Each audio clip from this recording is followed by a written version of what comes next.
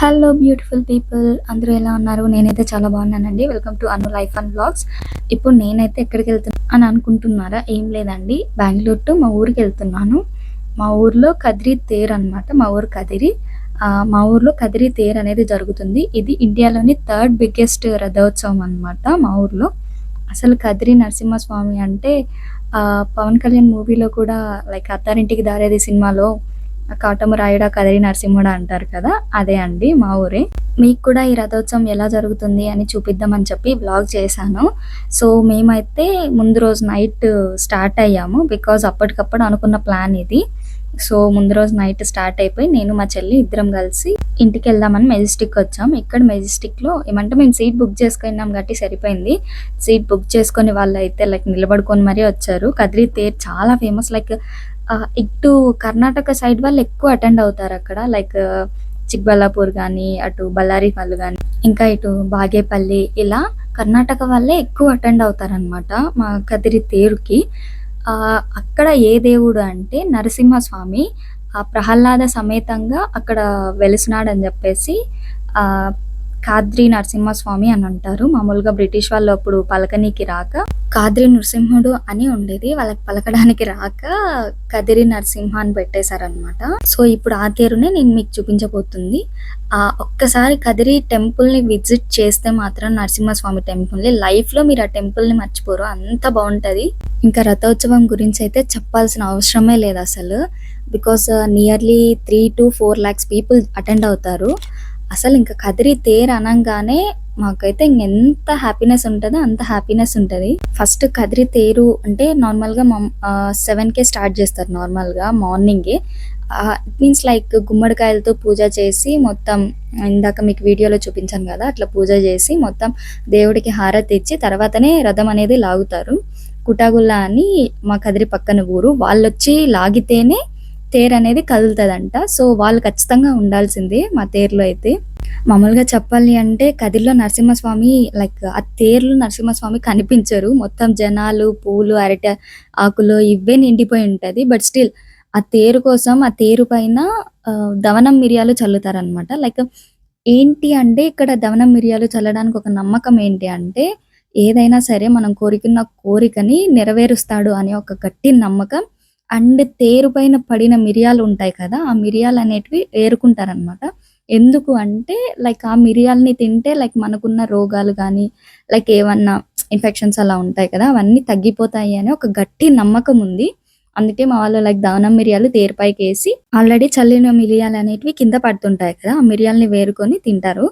ఇదొక గట్టి నమ్మకం ఉంది. అండ్ ఆల్రెడీ నేను ప్రీవియస్ వ్లాగ్స్ లో మీకు చెప్పాను, లైక్ కనుమవి అండ్ సంక్రాంతి వ్లాగ్స్ చూస్తే మీకు అర్థమవుతుంది కదిరి నరసింహస్వామికి కళ్యాణం చేస్తారు అని చెప్పనేసి. ఈ తేరు కంటే ముందు లైక్ బ్రహ్మోత్సవాలు అనేటివి ఉంటాయి. ఎవ్రీడే ఒక ఉత్సవం ఉంటది. లైక్ మోహిని ఉత్సవం, గరుడ వాహనం, సింహ వాహనం, ఇలా చాలా వాహనాలు నియర్లీ ఒక 10 to 15 days అయితే ఉత్సవాలు అనేది జరుగుతాయి. రథోత్సవం తర్వాత లైక్ తీర్థవాది అని ఉంటది. తీర్థవాది రోజున వచ్చేసి లైక్ దేవుణ్ణి కోనేట్లోకి తీసుకెళ్ళి అక్కడ స్నానం చేయించి మొత్తం దిష్టి తీసి మళ్ళీ లోపలికి తీసుకెళ్తారు. ఐ మీన్ గర్భగుడిలోకి తీసుకెళ్తారు అనమాట. ఇప్పుడు నేనైతే మీకు తేరుని చూపిస్తున్నాను. చూస్తున్నారు కదా ఎంతమంది జనాలు ఉన్నారో. ఆ జనాల్లో పొర్రపాటున కింద పడ్డామే అనుకోండి, ఇంక అయిపోయింది మన పని. ప్రాణాలతో అయితే బయటికి రాలేము. బికాజ్ అంత జనాలు, తొక్కిసలాట చాలా ఉంటది అసలు. బట్ కదిరి చుట్టుపక్కల పల్లెల వాళ్ళు, మండలం వాళ్ళు ఇంకా ఉంటారు, చాలా మంది వస్తారు. అదే చెప్పాను కదా ఇందాక, లైక్ 3 to 4 lakhs వరకు అటెండ్ అవుతారనమాట. అంతమంది జనాలు వస్తారు. చూస్తున్నారు కదా, ఒక చిన్న పాపని తీసుకొచ్చారు. మాకైతే చాలా బాధేసింది. ఆ చిన్న పాపని తీసుకొని ఆ ఎండలో, ఆ వేడికి అంత రావాల్సిన అవసరం ఏంటి అసలు, మాకైతే చాలా బాధ అనిపించింది. ఇదే నరసింహస్వామి మెయిన్ గుడి అన్నమాట. ఇది main entrance. Like east side ఇది మొత్తం 4 గోపురాలు ఉంటాయి. I mean 4 sides 4. But south side అయితే ఎప్పుడు ఓపెన్ చేయరు. ఈస్ట్ వెస్ట్ ఖచ్చితంగా ఓపెన్ లోనే ఉంటాయి ఎనీ టైం. సాటర్డే ఖచ్చితంగా వెస్ట్ అయితే ఓపెన్ లో ఉంటుంది. ఈస్ట్ అయితే any time always, I mean all days open లోనే ఉంటుంది. ఇంకా నార్త్ వచ్చేసి ముక్కోట ఏకాదశి రోజు మాత్రమే ఓపెన్ లో ఉంటుంది ఆ గేట్ అయితే. యాక్చువల్గా మేము ఇందాక క్లిప్ చూపించాను కదా, లైక్ చిన్న పిల్లని తీసుకొచ్చారు అని చెప్పనేసి, మేము కూడా అక్కడే ఉన్నాము. కాకపోతే మా వల్ల అవ్వట్లేదు, ఆ వేడికి నా వల్లే అవ్వట్లేదు. ఇంకా చిన్న చిన్న పిల్లలు వాళ్ళు ఎలా తట్టుకోగలుగుతారు చెప్పండి. ఇంకొకటి ఏంటి అంటే పైన మిద్దెల పైన నిలబడుకొని ఉంటారు. వాళ్ళొచ్చేసి వాటర్ వేయడము, మజ్జిగ విసిరేయడము, అన్నం విసిరేయడం ఇలా చేస్తుంటారనమాట. అది విసిరేయడం కన్నా ఇస్తే బావుంటుందని నా ఫీలింగ్. ఇంకొకటేంటి అంటే ఆ రోజు అన్నదానాలు జరుగుతాయన్నమాట. నాట్ ఓన్లీ హిందూస్, ముస్లిమ్స్ కూడా చేస్తారు. ఆ రోజు లైక్ ఎలా అనిపిస్తదంటే మనమంతా ఒక్కటే అన్న ఫీల్ ఆ రోజు అనిపిస్తది. బికాజ్ ఇంతకుముందు లైక్ వాళ్ళు మనం అన్నట్టు ఉంటారు కదా! బట్ ఆ రోజు అలా ఉండదు. ఆహ్, యాక్చువల్‌గా అది హిందూస్ పండుగ. లైక్ హిందూస్ తేరు. బట్ అక్కడ అలా ఉండదు మా ఊర్లో. ముస్లిమ్స్ కూడా అన్నదానం జేస్తారు. వాళ్ళు గూడా తేరుని చూస్తారు. వాళ్ళు కూడా లైక్ దవనం మిరియాలు వేస్తారు. చాలా బావుంటది మాకైతే ఆ రోజైతే కన్నుల పండగగా ఉంటది. అందుకే అంత ఫేమస్ ఆ తేరు గూడా. ఆ తేరు హైట్ గూడా చెప్పాను గదా! లైక్ అది ఇండియాలోనే థర్డ్ లార్జెస్ట్ రథోత్సవం అనమాట.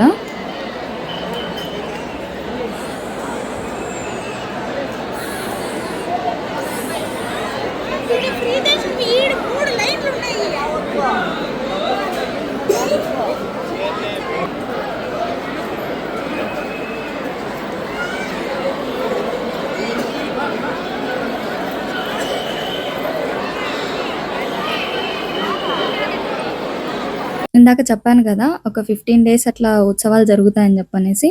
ప్రతిరోజు చిన్న చిన్న పిల్లలు లైక్ 10 ఇయర్స్ పిల్లలు, 15 ఇయర్స్ పిల్లలు ఎంత క్యూట్‌గా డాన్స్ ఏస్తుంటారంటే కూచిపూడి అట్లా అంత బావుంటదంటే అంత బావుంటది. కూచిపూడి, భరతనాట్యం ఇట్లా డాన్సెస్ వేస్తుంటారు. భలే క్యూట్‌గా అనిపిస్తారు నాకైతే. ఇందాక చెప్పినట్టు లైక్ మేము మా వల్లే కాలేదు. ఇంక అందుకని జెప్పి గుళ్ళోకొచ్చేసినాం. కొబ్బరికాయ కొట్టేసి లైక్ వెళ్దాము. తేరు గావాలంటే సాయంత్రం చూద్దాము. ఎందుకు అంటే సాయంత్రం అనుకోండి లైక్ తేరులోకి అలో చేస్తారు. దేవుడిని దగ్గరుండి చూడొచ్చు. ఎంత దగ్గరంటే జస్ట్ ఒక అడుగు దూరంలో దేవుడిని జూడొచ్చు. అంత అనిపిస్తది. సో, వెళ్దాంలే అనుకున్నాం. బట్ ఇంకా దవనం మిరియాలైతే తేరు పైకెయలేదు గానీ, లోపల పోయి కొబ్బరికాయ కొట్టుకొని వచ్చేసినాను. ఈసారైనా ఆ అదృష్టం ఇవ్వు స్వామి అనుకోని బయటకొచ్చేసినాం. ఇంక సాయంత్రం గూడా ఫుల్లు జనాలున్నారండి బాబు. 1:30 అయినా గూడా అస్సలు జనాలనేది తగ్గట్లేదు. అందరూ తేరులోకి ఎక్కాలనుకుంటున్నారు. చూస్తున్నారు గదా! మా తేరు ఎంత చూడముచ్చటగా ఉందో. యాక్చువల్లీ నేను ఆ రోజు నైటే రిటర్న్ అవ్వాల్సుండే. సో, అందుకని జెప్పి మళ్ళీ అక్కడ వెయిట్ చేస్తే చానా టైం పడతది అని జెప్పి నేను వెయిట్ చేయలేదు.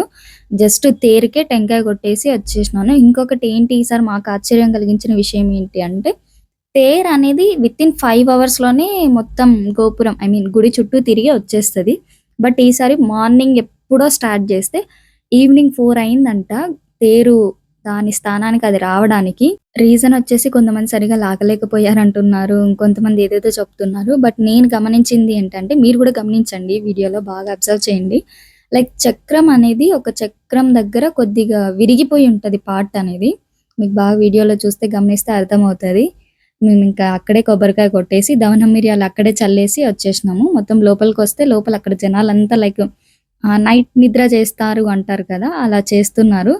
మేమైతే ఇంగ ఇక్కడే ఉంటాం గాబట్టి పెద్దగా నిద్ర అట్లేం పట్టించుకోము గానీ, మంచిగా దేవుని దగ్గరికెళ్ళి సాయంత్రం మంచిగా లోపలైతే గర్భగుడిలోనే దర్శనమయింది. ఇంక ప్రశాంతంగా నా బాధలన్నీ చెప్పుకొని బయటికొచ్చేసినాను.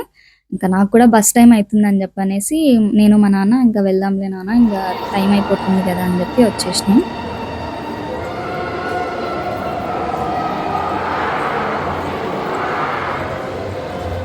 ఇందాక చెప్పాను గదా! క్యూట్ పిల్లలు ఎంత డాన్స్ ఏసారని వీళ్ళే అసలు. ఇది తేరు రోజు ఉత్సవం రోజు. ఉత్సవం జరిగిన థర్డ్ డే వచ్చేసి తీర్థవాద్ అనేది ఉంటది. ఆ తీర్థవాద్‌లో అదే చెప్పాను గదా! దేవుడికి స్నానం జేయించి మొత్తం ఇంకా మంచిగా లోపలికి తీసుకెళ్తారు. చూస్తున్నారు గదా! కదిరి తేరులో బాగా కనిపించే దేవుడు ఇప్పుడే ఈవినింగే కనిపిస్తాడు. ఎంత క్లియర్‌గా కనిపిస్తున్నారు గదా!